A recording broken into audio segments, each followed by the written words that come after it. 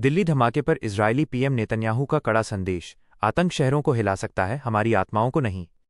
Israel के प्रधानमंत्री Benjamin Netanyahu ने बुधवार को दिल्ली के ऐतिहासिक लाल किले के पास सोमवार शाम हुए भीषण धमाके को लेकर भारत के प्रधानमंत्री नरेंद्र मोदी और भारतवासियों के प्रति गहरा शोक संदेश भेजा है।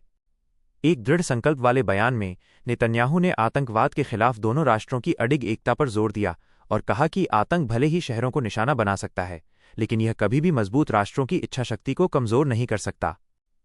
नेतन्याहू के संदेश की मुख्य बातें। गहरी संवेदना। नेतन्याहू ने कहा, हमारे प्रिय मित्र नरेंद्र मोदी और भारत के बहादुर नागरिकों के लिए सारा और मैं और इजरायल के लोग पीड़ितों के परिवारों के प्रति हृदय से संवेदना प्रकट करते हैं। अटूट एकजुटता। उन्होंने इस कठिन घड़ी में भारत के साथ इजरायल की अटूट एकजुटता की पुष्टि करते हुए कहा, इजरायल आपके दर्द और दृढ़ता के साथ मजबूती से खड़ा है। अखंड भावना। इजरायली प्रधानमंत्री ने भारत और इजरायल को साझा आदर्शों और अटल भावना से बंधी हुई प्राचीन सभ्यताएं बताया। आतंक को चेतावनी। नेतन्याहू ने जोर देकर कहा, भारत और इजरायल वे प्राचीन सभ्यताएं हैं जो शाश्वत सिद्धांतों पर आधारित हैं।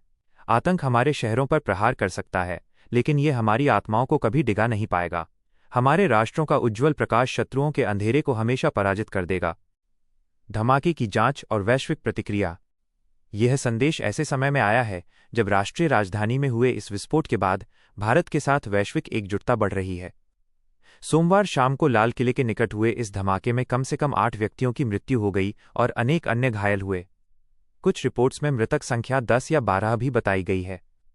अधिकारी इसे संभावित आतंकी कार्रवाई के रूप में जांच कर रहे हैं। राष्ट्रीय जांच एजेंसी एनआईए ने मामले की जांच अपने हाथ में ले ली है और सूत्रों के अनुसार हमले में जैश-ए-मोहम्मद के एक मॉड्यूल की संलिप्तता की आशंका जताई जा रही है। इजरायली विदेश मंत्री का बयान। इससे पहले मंगलवार को इजरायल के विदेश मंत्री गिदोन सार ने भी इस विस्फोट पर मृतकों के प्रति गहन शोक व्यक्त किया था। उन्होंने सोशल मीडिया प्लेटफॉर्म एक्स पर पोस्ट में कहा था कि वो भारत के लोगों और खासकर दिल्ली के हृदय स्थल पर हुए धमाके में निर्दोषों के परिवारों के प्रति इजरायल और अपनी ओर से गहरी संवेदना व्यक्त करते हैं।